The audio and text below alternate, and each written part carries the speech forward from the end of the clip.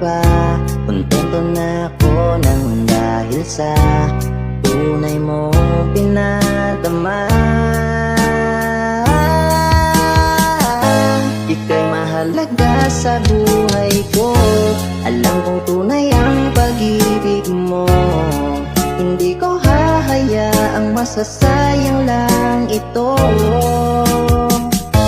Pagkat tayo na ay pinag-isa, hindi na nagbiro ang tadhana.